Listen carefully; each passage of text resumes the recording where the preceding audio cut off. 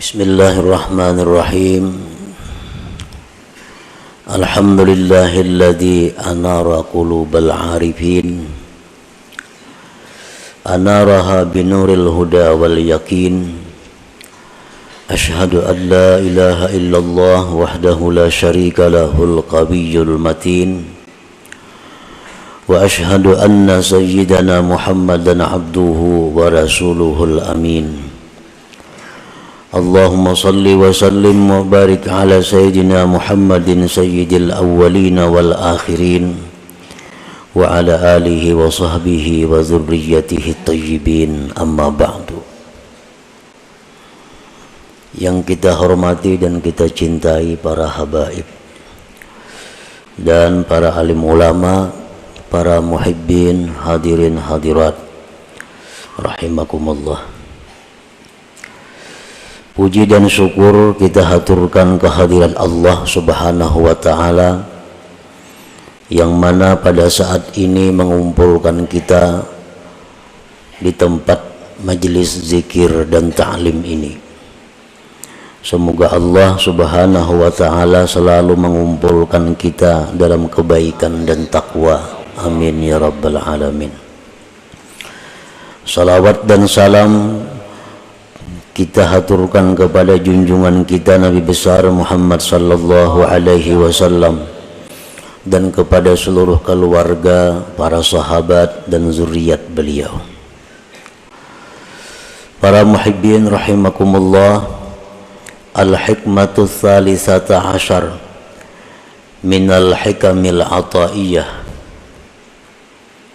Qala al-imam Ahmad bin Athaillah as-Sakandari, kaifa yushriku qalbun suwarul akwan muntabi'atun fi mir'atih, am kaifa yarhalu ilallah wa huwa muqabbalun bi syahawatih, am kaifa yatma'u ayyadkhula hadratallah wa huwa lam yatatahhar min janabati ghafalatih, am kaifa yarju ayyafhama daqa'iqal asrar wa huwa lam yatub min hafawatih. Hikmah yang ke-13 dari Al-Hikamil Athaiyah. Berkata Imam Ahmad bin Athaillah as-Sakandari, kaifa yusyriku qalbun, bagaimana bercahaya hati, bagaimana bercahaya hati. Suwarul akwan muntabi'atun fi mir'atih, sedangkan rupa-rupa, sedangkan gambar-gambar makhluk ini tetap dan tampak di cermin hati itu. Am kaifa yarhalu ilallah, atau bagaimanakah dia bisa berangkat kepada Allah, wa huwa muqabbalun bi syahawatih, sedangkan dia diikat dengan syahwat-syahwatnya. Am kaifa yatma'u ayyadkhula hadratallah, atau bagaimanakah dia ingin masuk ke hadirat Allah, wa huwa lam yatatahhar min janabati ghafalatih, sedangkan dia belum bersuci dari junub kelingahannya. Am kaifa yarju, atau bagaimanakah dia mengharap ayyafhama daqa'iqal asrar, bahwa dia mempaham ilmu-ilmu rahasia, wa huwa lam yatub, sedangkan dia belum tubat min hafawatihi, daripada kesalahan-kesalahannya. Para muhibbin rahimakumullah, di dalam hikmah yang ke-13 ini pengarang menyebutkan 4 pasal.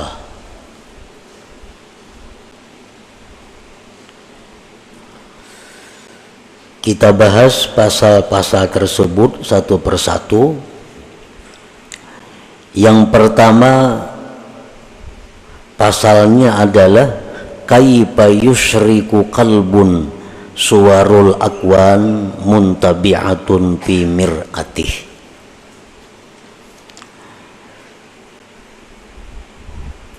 Bagaimana hati itu bisa bercahaya sedangkan gambar-gambar makhluk ini tetap dan nampak di cermin hatinya. Maksudnya adalah la yusyriku qalbun, tidak bercahaya itu hati, tidak terang itu hati, binuril Islam wal iman wal ihsan, dengan cahaya Islam dan iman dan ihsan.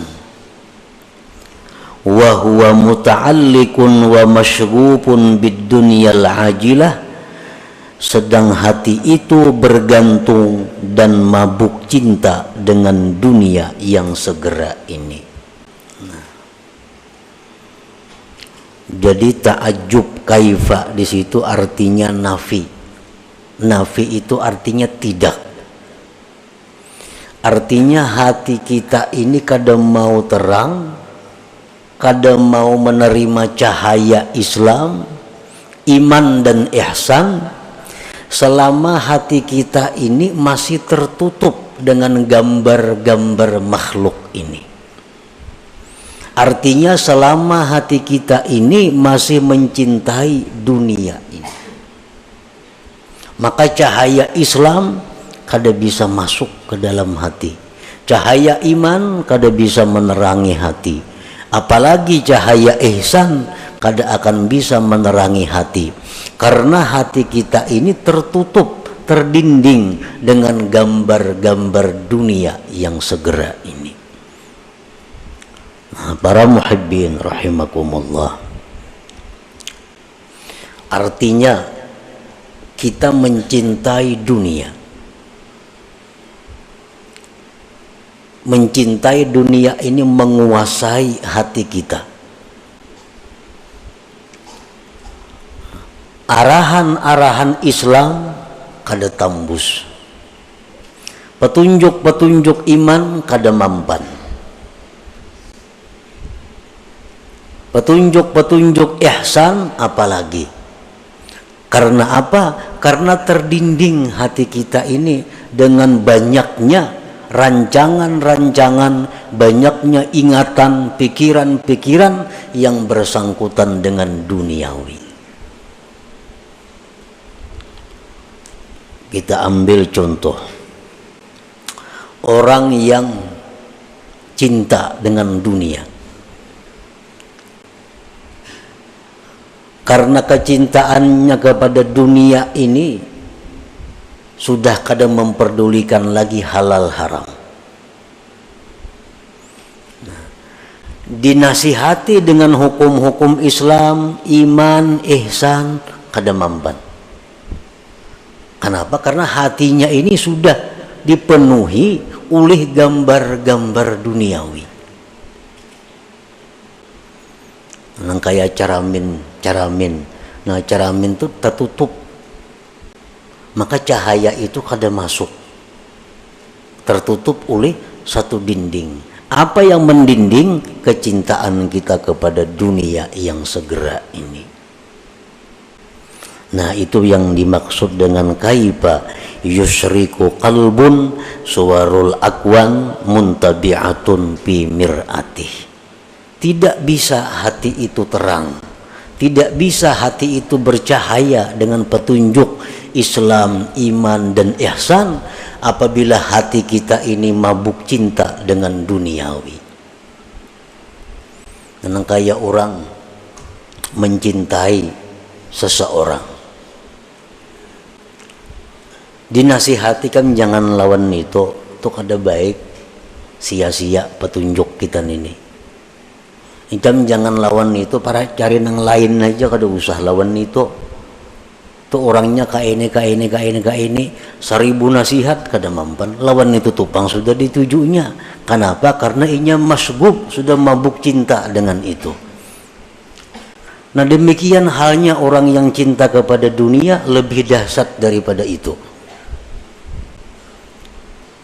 Dia mengejar duniawi, petunjuk apapun yang diberikan kepadanya kada mampan.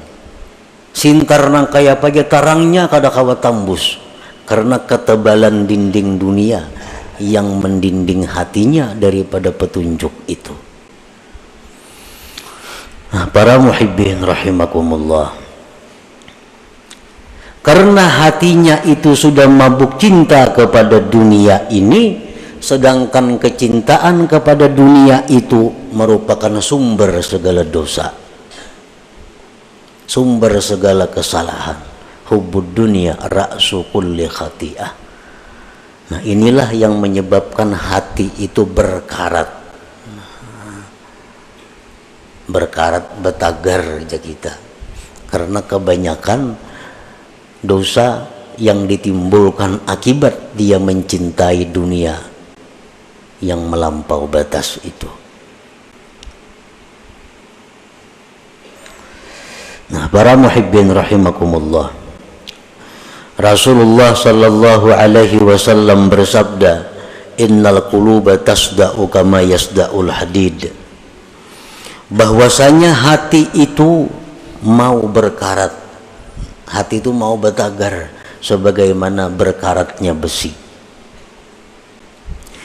Wa qala an-nabi sallallahu alaihi wasallam innal 'abda idza akhta'a khati'ah nukitat fi qalbihi nuqtatun sauda fa in naza'a wastaghfara saqulat. Ujar Nabi kita, sesungguhnya hamba itu bila mana berbuat satu dosa, maka hatinya itu diberi satu titik hitam. Satu dosa hatinya diberi satu titik hitam. 2 dosa 2 titik hitam. 3 dosa 3 titik hitam. Fa inna za'a wastaghfara, jika dia berhenti melakukan dosa dan dia minta ampun kepada Allah, sakulat, maka hati itu kembali bersinar, hati itu kembali terang, hati itu kembali bersih. Qala Nabi sallallahu alaihi wasallam likulli syai'in masqalah wa masqalatul qulub zikrullah. Tiap-tiap sesuatu itu, ujar Nabi, ada alat yang membersihkan. Kayak hampalas itu alat untuk membersihkan. Dan kayak sikat alat membersihkan. Wa masqalatul qulub, pembersih pengkilat hati, zikrullah, adalah zikir kepada Allah. Fal qalbus sadi la budda minat taubat wa kasratiz zikir, maka hati yang berkarat, hati yang betagar itu tidak boleh tidak daripada tobat dan memperbanyak zikir kepada Allah Subhanahu wa taala. Nah, para muhibbin rahimakumullah, barangkali kita belum menyadari, karena kita belum tahu tanda-tandanya. Barangkali kita belum sadar apakah kita ini termasuk orang yang hatinya itu dipenuhi dengan gambar-gambar dunia, atau hatinya itu orang yang hatinya itu diterangi oleh cahaya Islam, iman dan ihsan. Nah, kita periksa hati kita, kita kontrol diri kita, apakah hati kita ini bercahaya dengan cahaya Islam, iman dan ihsan, atau di hati kita ini hanya tampak gambar-gambar duniawi. Nah, para ulama pendahulu-pendahulu kita yang saleh, mereka menjelaskan tentang tanda, alamat orang-orang yang hatinya itu dipenuhi dengan duniawi. Alamat hati yang tidak bisa ditembus oleh cahaya Islam dan iman. Nah, yang pertama, ya'taqidu annal asbab yu'atsiru ma'allah. Ini tanda orang yang hatinya gelap, yang kadangkala ditembus oleh sinar iman. Orang yang mengiktikadkan bahwa sebab itu memberi bekas beserta Allah dalam hatinya nih. Dalam hatinya nih sebab itu menentukan. Bujur aja Allah semuaan, tapi mau kada bercari kawalah makan. Nah, contohnya ini contoh orang yang mengiktikadkan sebab menentukan, memberi bekas beserta Allah. Bujur aja Tuhan nang maampih akan garing, mau kada berobat maulah ampih. Nah, bujur aja nang manganyangakan itu Tuhan, mun kada makan maulah kanyang. Bila hati kita mengiktikadkan seperti itu, berarti kita ini mengiktikadkan sebab itu memberi bekas. Para muhibbin rahimakumullah, Allah Ta'ala memerintahkan kita untuk bersebab. Itu perintah. Allah memerintahkan kita untuk bersebab, berusaha, berubad, makan. Itu dalam Quran ada semuaan perintahnya. Tetapi jangan sampai sebab itu disamakan dengan musabbib, dengan Allah. Cari aja sebab, Tuhan kada melarang. Cari aja makanan, cari aja ubat-ubatan, cari aja usaha. Tuhan bahkan menyuruh. Tapi ingat bahwa itu sebab adalah tidak menentukan apa-apa. Yang memberi bekas itu Allah. Nah, kalau kita ditakuni, bisakah kenyang tanpa makan? Bisa. Bisakah sembuh kada berobat? Bisa. Bisakah sugih kada berusaha? Bisa. Bila kita mengiktikadkan di hati, mun kada makan maulah kenyang, kada mau. Nah, itu i'tikad nang salah. Itu menunjukkan bahwa hatinya gelap, hatinya berkarat. Jadi nang sebab kita i'tikadkan sebab, nang musabbib Allah i'tikadkan Allah. Kedua-duanya ini dicari, tapi ada tingkatan-tingkatannya. Nang sebab jangan disamakan dengan musabbib. Mungkin itu para ayah usaha adanya kah itu maksudnya. Mungkin itu para makanan. Nah, Allah menyuruh makan, Allah nyuruh berusaha, tapi Allah melarang kita mengiktikadkan makanan itu nang menganyangi. Itu aja yang dilarang Tuhan. Tuhan menyuruh berobat, tapi Allah melarang kita mengiktikadkan ubat itu yang menyembuhkan. Ayo coba ubat. Nah, pertama tanda orang yang hatinya berkarat adalah dia mengiktikadkan bahwa sebab itu memberi bekas beserta Allah.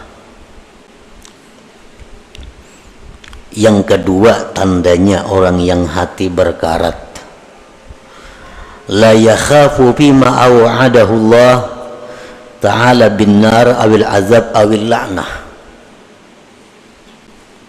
Dia tidak takut pada sesuatu yang diancam oleh Allah dengan neraka atau azab atau laknat.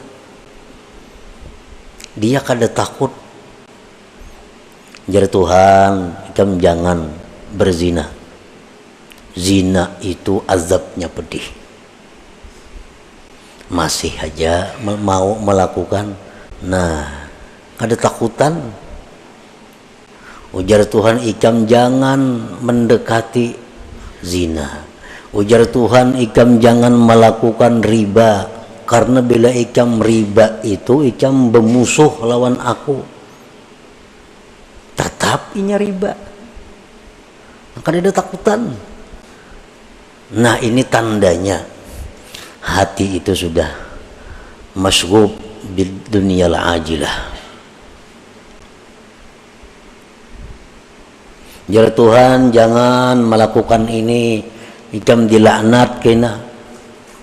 Tahu ada rencakayan dengar, mendengar di ceramah, di TV, di radio, di mana-mana mendengar ini jangan nih dilaknat, tatap aja digawi.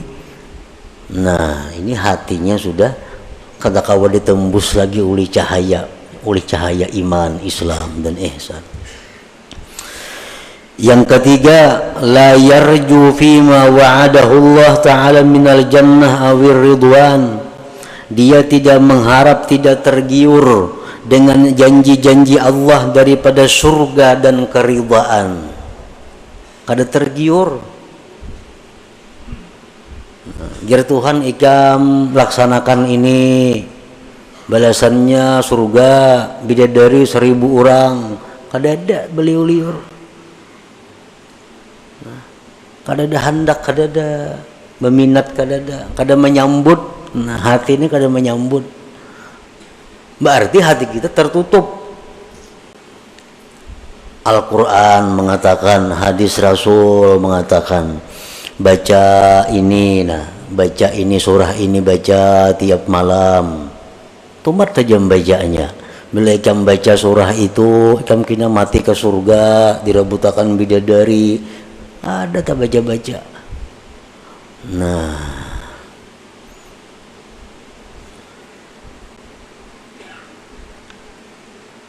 bilakah itu kita, berarti hati kita ini rusak. Hati kita rusak. Yang keempat, la yantafi'u bil ilm. Kada kau mengambil manfaat lawan ilmu. Mengaji ya, turun aja tiap kali pengajian, perajinnya lagi. Tapi kelakuan tatap pada berubah-ubah. Nang riba masih riba, nang ketujuh bazina masih ketujuh bazina, nang ketujuh minum arak masih minum arak, nang ketujuh buka aurat masih membuka aurat. Pada turun terus ke pengajian perajinnya. La yantafi'u bi ilmih, kada kau mengambil manfaat dengan ilmu. Berarti hatinya itu kada kau ditembus oleh ilmu. Kenapa? Terdinding oleh kecintaannya kepada selain Allah. Yang kelima, la yantafi'u bi mukhalatatis salihin. Kada ada mengambil manfaat dengan bakawan, bergabung lawan orang saleh. Kawanan ini orang-orang alim, kawanan tuan guru, kos itu kamari. Tapi tatap kelakuan, bila jauh pada tuan guru, iya sudah. Bapakaiannya, pamandirannya, kelakuannya, kayak ada orang bakawan tuan guru. Kayak kada bakawan orang saleh, kada kayak bakawan lawan habaib. Nah ini bahaya ini orang. Kenapa? Artinya cahaya yang ada pada orang saleh itu kada kau menembus hatinya. Bakawan orang saleh macam itu, apalagi bakawan yang kada saleh. La yantafi bimukhalatatis salihin, kada ada mengambil manfaat dengan bakawan orang saleh. Padahal sudah macam-macam perkataan para ulama, bakawan orang saleh itu menimbulkan rajin beribadah, menimbulkan takut kepada dosa. Itu sudah fitrahnya bakawan orang saleh. Ada ini kada.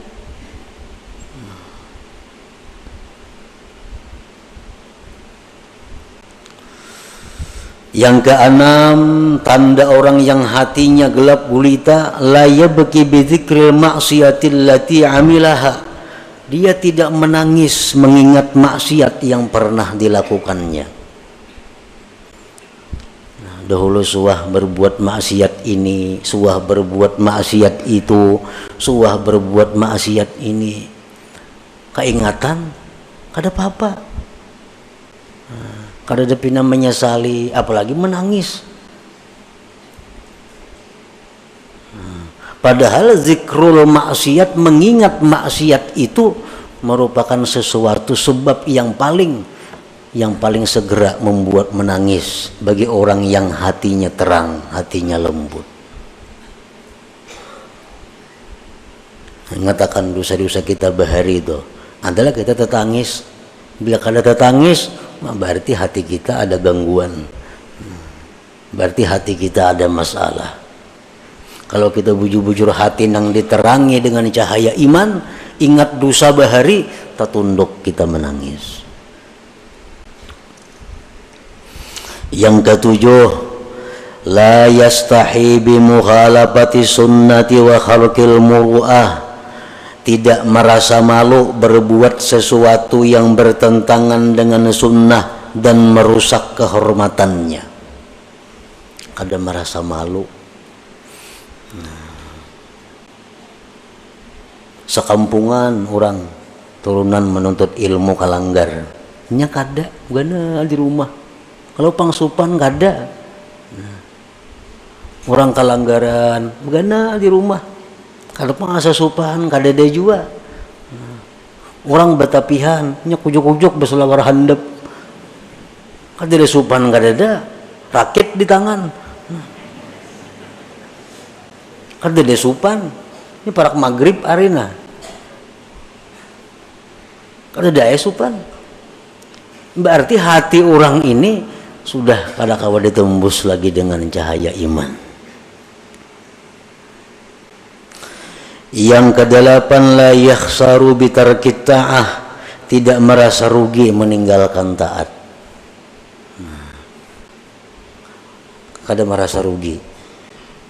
Ada orang taat berbuat ibadah, inya kadang gawe, kada ada rasa rugi. Nah, kalau orang-orang beriman macam sahabat Nabi, para tabi'in, generasi-generasi pendahulu kita, kalau orang tuh kada sampat misalnya sembahyang berjamaah karena ada masalah apakah kelalaiannya, kada sampat tuntung ke masjid, orang sudah bubar berjamaah, mati-matiannya menangis, menyasa rugi karena kada sempat berbuat taat ini. Nah, itu tanda orang hati yang terang. Kehilangan kesempatan berbuat taat itu kerugian yang besar. Bila kita kada merasa rugi, nah itu ada masalah. Hati kita ini ada kegelapannya. Yang kesembilan, la yajidu halawatat taat. Dia kada merasakan manisnya taat. Nyata ibadah kada ada senyamannya. Ibadah tuh kada ada nikmatnya. Orang nang gelap hati itu jelas sudah ibadahnya kada nyaman. Nang apa aja nak lakas tuntung. Membaca Yasin nak lakas tuntung. Membaca Quran apa nak lakas tuntung. Umpat pengajian nak lakas tuntung. Kada nyaman. La yajidu halawatat ta'ah, dia kadang menemui manisnya taat. Padahal taat itu mestinya manis, mestinya nikmat bagi orang yang hatinya terang. Yang ke-10, la yahtammu bima asabal muslimin minal bala wal mihan. Dia tidak prihatin terhadap bala musibah yang menimpa kaum muslimin. Orang kena musibah hanya biasa-biasa, cuek. Orang kena bala, padahal mestinya begitu kita mendengar ada orang Islam kena bala, minimal kita mendoakan bahwa dia dapat keringanan, dapat kemudahan, ketabahan dari Allah. Itu paling kada itu. Nah, para muhibbin rahimakumullah, berapa macam di antara 10 tadi yang ada pada diri kita. Bila komplit berarti buta hati ngarannya. Bila ke-10-nya itu ada.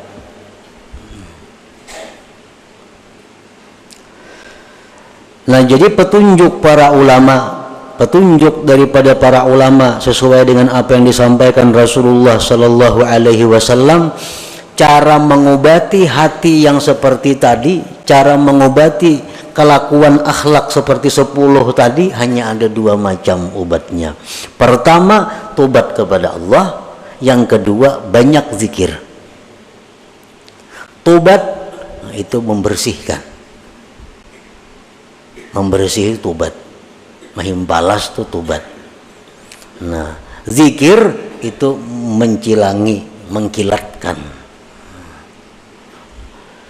Apa tadi ujar Nabi, likulli syai'in masqalah wa masqalatul qulub zikrullah. Tiap-tiap sesuatu itu ada pengkilatnya, ada berasuknya. Wa masqalatul qulub, pengkilat hati, zikrullah. Itu obatnya. Jadi bila 10 perkara itu ada pada diri kita, kita hendak selamat, kita hendak baik, tobat kepada Allah, banyak zikir.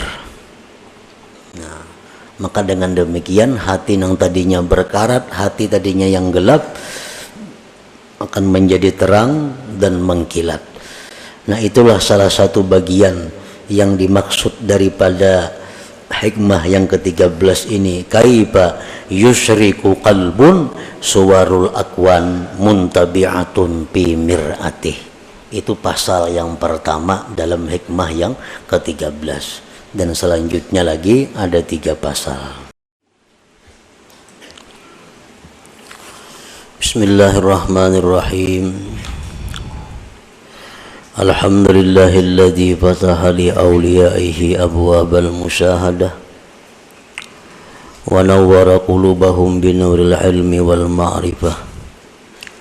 Asyhadu an la ilaha illallah wahdahu la syarika lah wa asyhadu anna sayyidana Muhammadan abduhu wa rasuluhu rahmah.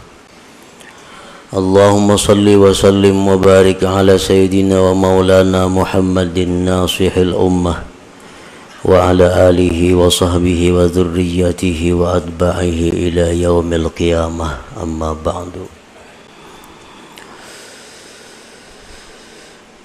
Yang kita hormati dan kita cintai para habaib dan para alim ulama, para muhibbin, hadirin, hadirat, rahimakumullah. Pertama-tama kita memanjatkan puji dan syukur kehadirat Allah Subhanahu wa ta'ala yang telah mengumpulkan kita pada malam ini di tempat yang penuh berkah ini. Dan mudah-mudahan Allah selalu mengumpulkan kita dalam tempat kebaikan dan takwa. Amin ya rabbal alamin.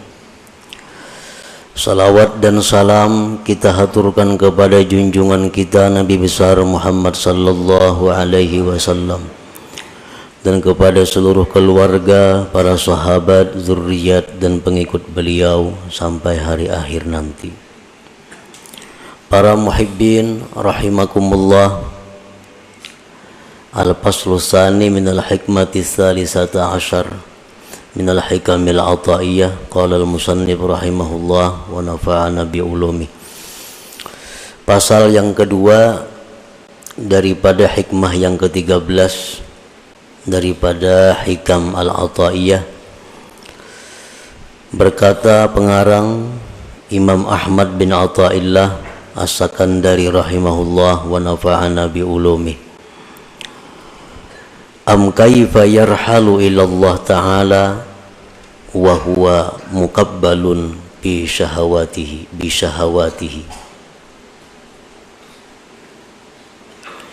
Am kaifa yarhalu ilallah wa huwa muqabbalun bi syahawatihi, yang artinya, atau bagaimanakah hati seseorang itu bisa berangkat kepada Allah Ta'ala, sedangkan hati itu diikat, dililit dengan syahwat-syahwatnya. Bagaimanakah hati itu bisa berangkat kepada Allah, sedangkan dia diikat, dipasung dengan syahwat-syahwatnya. Maksudnya adalah la yataraqqa qalbun min alami syakki ila alamil yakin wa huwa mutaqayyadun bis syahawat. tidaklah mungkin, tidaklah naik hati seseorang dari alam keraguan-raguan kepada alam yakin, sedangkan hati itu terkait pada keinginan-keinginan nafsunya. Nah, para muhibbin rahimakumullah, sebagian manusia ada yang hatinya itu masih berada di alam syak, alam keraguan-raguan. Dan hati yang berada di alam ragu-ragu itu tidak akan bisa naik kepada alam yakin kalau hati tersebut masih terikat, terkait dengan keinginan-keinginan nafsunya. Para muhibbin rahimakumullah, kita meyakini dengan seyakin-yakinnya dalam pengakuan kita bahwa kita ini akan mati. Itu pengakuan kita. Tetapi pada kenyataannya tingkah laku kita, akhlak perbuatan kita seolah-olah kita ini ragu-ragu dengan kematian itu. Kita mengaku bahwa kita yakin bahwa di kubur itu ada azab, ada nikmat. Dan kita yakin dalam pengakuan kita bahwa kita satu saat akan masuk ke alam kubur itu. Tetapi pada kenyataannya dalam tingkah laku kita sehari-hari seolah-olah kita tidak percaya kita akan masuk ke alam kubur itu. Hal ini dapat kita lihat dengan kesibukan-kesibukan kita yang sifatnya dunia, dengan pikiran-pikiran kita yang selalu terfokus untuk dunia. Itu satu bukti bahwa kita ini belum yakin akan kematian kita. Walaupun andai kata kita ditanya, kita pasti menjawab mati itu yakin. Tetapi tingkah laku kita bertentangan dengan pengakuan itu. Banyak di antara kita yang mengejar dunia tidak cukup waktu. Banyak di antara kita yang memikirkan dunia tidak cukup kepala. Arti kada cukup kepala itu napa? Seorang kada sanggup mencari pembantu-pembantu, asisten-asisten, menunjukkan kepala seorang kada cukup lagi memikirkan itu. Sabigi kepala kada cukup, ulah seekong asisten, kada cukup lagi ulah seekong pembantu lagi. Nah, yang dipikirkan apa? Semuaan adalah urusan-urusan keduniaan. Nah, padahal ini mengaku dia yakin akan mati. Yakin, tetapi tingkah lakunya tersebut menunjukkan bahwa dia itu ragu-ragu. Nah, ini yang dimaksud dengan bahwa tidak bisa naik hati daripada alam ragu-ragu kepada alam yakin kalau hati itu masih terikat dengan keinginan-keinginan nafsunya, dengan keinginan-keinginan syahwatnya. Nah, para muhibbin rahimakumullah, yanqasimul yakin ila arba'ati aqsam. Yakin itu ada 4 macam. Ini yang mesti kita datangi, ini yang mesti kita tempati, ini yang mesti kita naiki, supaya hati kita jangan diam pada alam ragu-ragu ini, naik kepada alam yakin. Yang pertama, al-yakin bitauhid, yakin pada tauhid. Yakin pada tauhid itu artinya adalah an la yaral asya kullaha illa minallah musabbibil asbab fala yaltafitu wa la yata'allaqu wa la yastanidu ilal asbab. Yakin pada tauhid itu bahwa dia tidak melihat akan sesuatu itu seluruhnya kecuali dari Allah yang menerbitkan segala sebab. Maka dia tidak menoleh kepada sebab, tidak berpegang kepada sebab, dan tidak bersandar kepada sebab. Nah, ini orang yang yakin dalam tauhidnya. Bukan meniadakan asbab, bukan membuang asbab, tetapi dia tidak bersandar kepada asbab. Hatinya kada bergantung kepada asbab, hatinya kada menoleh kepada asbab.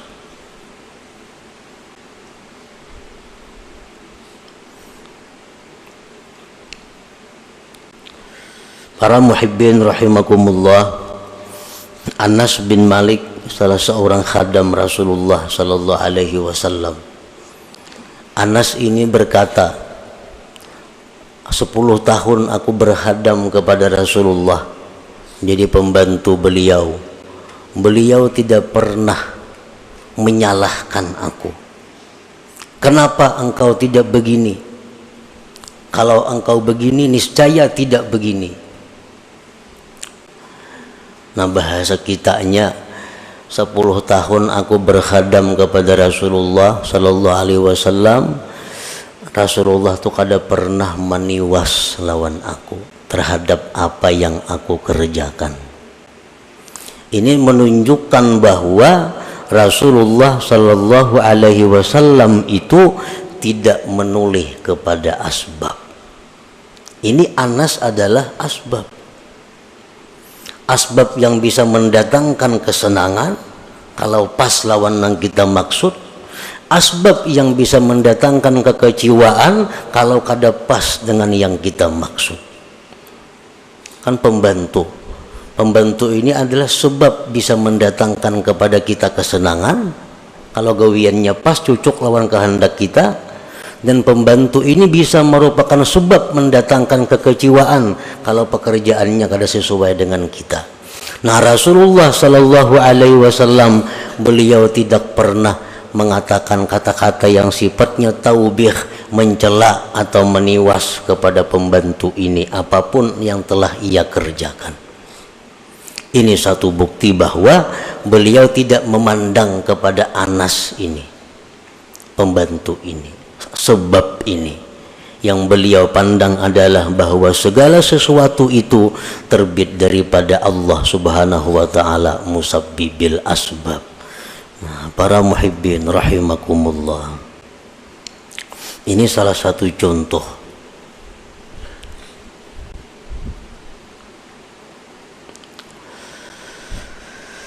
Nah, jadi yakin yang pertama adalah yakin pada tauhid. Yakin dalam tauhid itu adalah melihat sesuatu itu merupakan ciptaan daripada Allah sebagai musabbibil asbab. Maka dia tidak menoleh lagi, tidak bergantung lagi, tidak bersandar lagi kepada sebab ini. Nah, apabila kita bisa menerapkan yakin pi tauhid ini dalam diri kita, maka kita kada akan ada sifat dendam. Ada sifat dendam. Dendam itu orang yang habis-habisan memandang kepada makhluk, lupa kepada Allah, lalu ada dendam. Nah, kalau kita bisa meyakinkan, menerapkan yakin tauhid ini, kita tidak akan ada perasaan dengki kepada seseorang. Kenapa ada dengki? Karena memandang kepada makhluk, lupa kepada Allah. Kalau kita bisa menerapkan yakin pi tauhid ini, kita akan bersih daripada sifat ujub. Karena ujub itu melihat kebaikan dari diri sendiri, lupa kepada Allah. Nah, jadi sifat menyalahkan orang lain, sifat dendam, sifat dengki, sifat ujub, itu akan selalu bersarang dalam hati kita selama kita masih berada di alam syak, di alam keraguan-raguan ini. Dan kita kadang akan bisa pindah kepada alam yakin selama kita masih dipasung oleh syahwat kita, selama kita dipasung oleh keinginan-keinginan untuk mencari kenikmatan-kenikmatan duniawi artinya. Itu yang pertama. Yang kedua, al-yakin bi dhamanillah, yakin dengan jaminan Allah.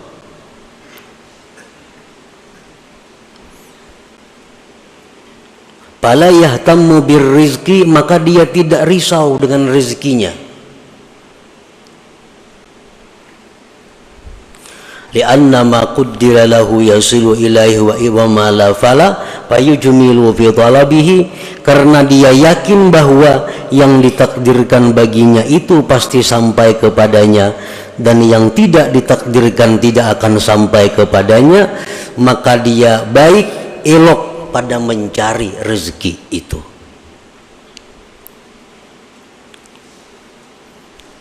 Yakin yang kedua, yakin dengan jaminan Allah. Allah sudah menjamin bahwa apa yang dia tetapkan untuk kita itu pasti akan sampai kepada kita. Apa yang tidak milik kita tidak akan sampai kepada kita. Nah, kalau kita yakin itu, payujmilu fit talab, maka dia akan ilok dalam hal mencari rezeki. Nang ilok mencari rezeki itu kayak apa? Pertama, tahu halal haram. Oh, ini yang halal, ini yang haram. Yang kedua, dinamakan ilok dalam mencari rezeki adalah tahu waktu. Ini waktu mencari rezeki, ini waktu beribadah, ini waktu menuntut ilmu, ini waktu untuk keluarga. Nah, ini dinamakan baik dalam menuntut rezeki. Orang-orang yang tidak elok dalam mencari rezeki, kada tahu halal, kada tahu haram, mencari rezeki kada tahu waktu sembahyang, kada tahu waktu belajar, kada tahu waktu menuntut ilmu. Yang penting menuntut rezeki, mencari rezeki. Ini orang yang tidak yakin dengan jaminan Allah. Orang yang tidak yakin dengan jaminan Allah.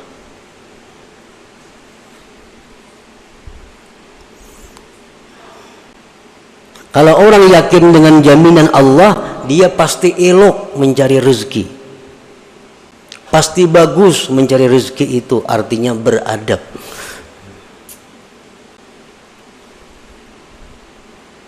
Yang ketiga, al-yakin bil jaza, yakin pada balasan Allah. Bi anna ma ya'malu mithqala dzarratin min khairin aw syarrin fasayarah fayajtahidu fit ta'ah. Yakin pada balasan, dengan bahwa yang ia kerjakan seberat biji sesawi dari kebaikan atau kejahatan, maka dia akan lihat balasannya, maka dia bersungguh-sungguh dalam taat.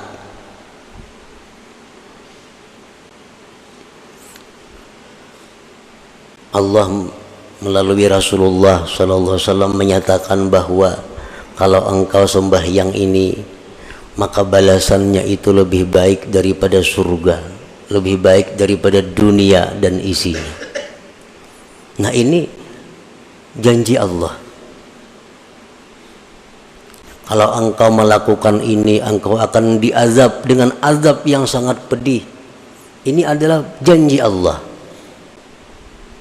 Nah, kalau kita yakin pada balasan yang dijanjikan Allah itu, fayajtahidu fit ta'at, maka kita sungguh dalam taat kepada Allah.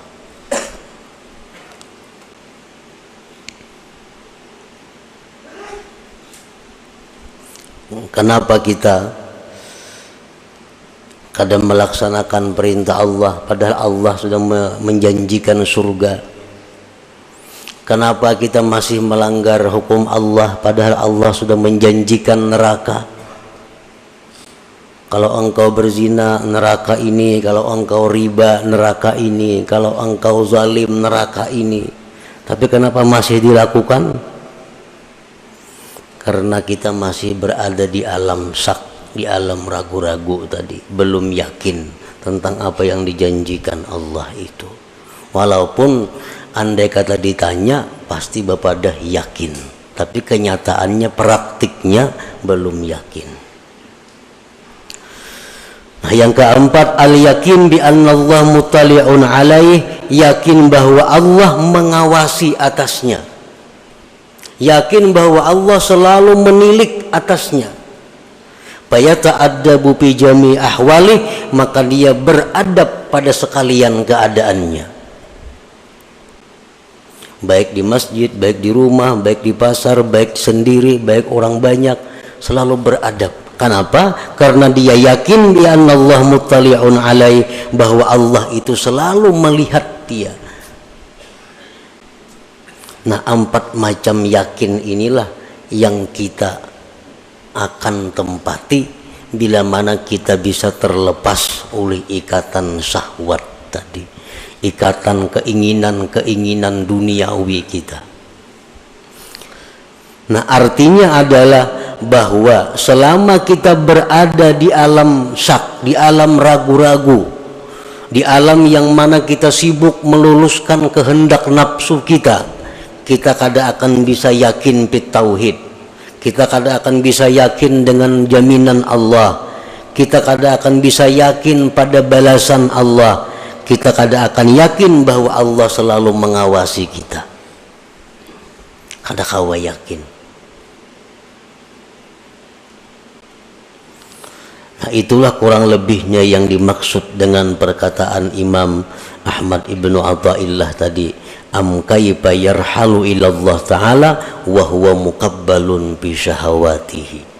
Artinya selama kita masih memikirkan terus menerus urusan kenikmatan dunia, kelezatan duniawi, itu aja yang kita pikirkan sehari-hari ini, maka kita akan ketinggalan di alam keraguan-raguan, kita kada akan bisa naik ke alam yakin. Para muhibbin rahimakumullah, al-faslu tsani minha, pasal yang kedua daripada hikmah yang ke-13, am kaifa yatma'u ay yadkhula hadratallah wa huwa lam yatatahhar min janabati ghafalati. Atau bagaimanakah ingin itu hati, bagaimanakah ingin itu hati masuk ke hadirat Allah, sedangkan hati itu belum suci dari junub kelingahannya, kelalaiannya. Nah, artinya adalah la yumkinu qalbun ay yushahidallah walau adna musyahadah wa huwa yatalawwathu bil qazurat ka hubbid dunya. Tidak mungkin hati kita itu bisa musyahadah kepada Allah, walaupun musyahadah yang paling rendah. Kada akan mungkin selama hati kita itu masih bercelumur dengan kotoran-kotoran seperti mencintai dunia ini. Sekurang-kurang musyahadah itu adalah musyahadah fi'lullah. Itu sekurang-kurang musyahadah. Artinya apa? Dia menyaksikan dengan mata hati bahwa yang ada ini merupakan perbuatan Allah. Itu musyahadah yang paling rendah. Itu pun kada akan bisa kita rasakan selama hati kita masih bercelumur dengan dosa, dengan berbagai macam kotoran-kotoran maksiat.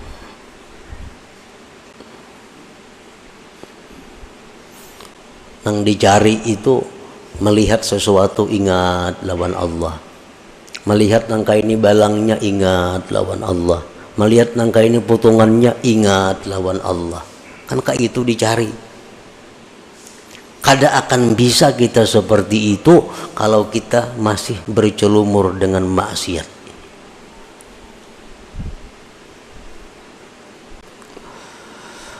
Fakama yumna'ul junub ay yadkhulal masjid, fakadzalika yumna'u qalbun mutalawisun bizzunub ay yadkhula hadratallah ta'ala. Sebagaimana dilarang orang yang junub itu masuk masjid, demikian pula dilarang hati yang kotor, yang bercelumur dosa masuk ke hadirat Allah Subhanahu wa ta'ala. Padahal sudah aja belajar kitab ini tamat, kitab tasawuf ini tamat, kitab tasawuf bermacam-macam kitab tasawuf sudah tamat dipelajari. Tapi pada kenyataannya kadakawa mempraktikkan bila melihat sesuatu itu ingat lawan nang maulah. Melihat apa ingat lawan nang maulah, melihat apa ingat lawan nang maulah. Kadakawa mempraktikkan itu. Kenapa? Sebabnya karena hati kita dilarang masuk ke area itu. Hati kita belum bersih untuk bisa masuk ke sana. Sebagaimana orang haid, orang junub kada boleh masuk masjid, maka hati-hati yang kotor pun kada akan bisa masuk ke hadirat Allah Subhanahu wa ta'ala. Nah, hati yang berada di hadirat Allah itulah hati yang selalu ingat kepada Allah.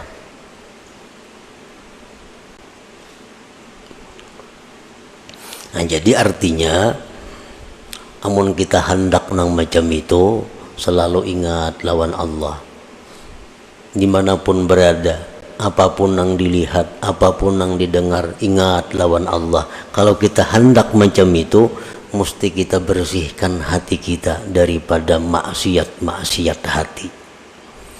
Nah, kita bersihkan hati kita daripada kotoran-kotoran hati. Bila sudah kita bersihkan, maka seapa bersihnya, seitulah kita akan bisa masuk ke alam hadratullah tadi. Al-Faslur Rabi' minha, pasal yang keempat daripada hikmah yang ke-13 yang terakhir. Am kaifa yarju ayyafhama daqa'iqal asrar wa huwa lam yatub min hafawatihi. Atau bagaimanakah dia berharap mempaham rahasia-rahasia yang halus-halus sedangkan dia belum tobat daripada dosa-dosanya. Artinya la yafhamu qalbun, tidak paham itu hati al-ulumat dakikah, akan ilmu yang halus-halus. Allati taridu alal arifin, yang mendatang itu ilmu atas orang-orang arif. Wa huwa yusirru alal maksiat, dia masih mengekali kemaksiatan. Kada kau mempaham perkataan-perkataan orang arif, apalagi Al-Quran, kalamullah, apalagi kalam Rasul, hadis-hadis Nabi, dia kada akan bisa paham kalau dia masih melakukan maksiat kepada Allah, kalau dia tidak tobat daripada kemaksiatan. La yafhamu qalbun ala ulumat dakikah, tidak akan bisa mengerti itu hati akan ilmu nang halus-halus. Kitab hikam termasuk kitab yang dianggap sebagai ilmu yang halus-halus. Kada akan bisa mengerti kitab ini kalau hati kita ini masih bercelumur dengan maksiat kal hasadi, seperti dengki, wal hikdi, dendam, wa idmarisu ala ahadin minal muslimin, masih menyimpan ada kejahatan kepada seseorang muslimin. Nah, kita kada akan bisa paham apa-apa yang dimaksud, yang diisyaratkan oleh orang-orang yang arif dengan Allah. Nah, para muhibbin rahimakumullah, maka itulah 4 pasal yang terkandung di dalam hikmah yang ke-13 daripada Al-Hikam Athaiyah ini.